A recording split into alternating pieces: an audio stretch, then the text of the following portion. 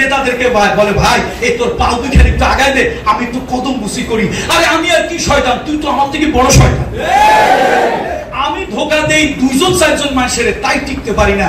আর তুই টেলিভিশনের সামনে, রেডিওর সামনে, বক্তৃতা হাজার হাজার মানুষের সামনে মিথ্যাটারে এরকম ঘুরাইয়া এক নেতা তো বলেই ফেলছে, আগুন যখন লাগছে আমি হেলিকপ্টার থেকে পানি দিয়ে আগুন নিয়েছি।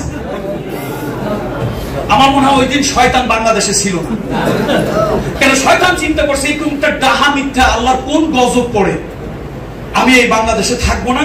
আর এরকম একটা নেত্রী যদি কোনো দেশে থাকে, কোন জাতির পৃথিবীর ইতিহাসে কলঙ্কিত অধ্যায়, কোন ভিন্ন মতের লোক আর ইসরায়েলও তার নিজের জনগণকে মারার জন্য আকাশ থেকে গুলি বর্ষণ করে না, নিজের দেশে ভিন্ন মতের মানুষকে দমনের জন্য নিকৃষ্টভাবে গুলি হয়েছে। পৃথিবীর 1000 বছরের ইতিহাসে এটা একটা করুণ। এই জন্য আগামী দিন হবে ইসলামের দিন, আগামী দিন হবে ইসলামী শাসন ব্যবস্থার দিন, আগামী দিন হবে রাসূলুল্লাহ সিরাত অনুযায়ী চলা দিন। সেই দিনে, সেই দেশে, সেই রাষ্ট্রে কোন অমুসলিম ভাই বন্ধুরা নির্যাতিত হবে না, অসম্মান অপমানিত হবে না, কারো সম্পদ হনন হবে না, কারো সম্পদের অধিকার হারা হবে না। সেই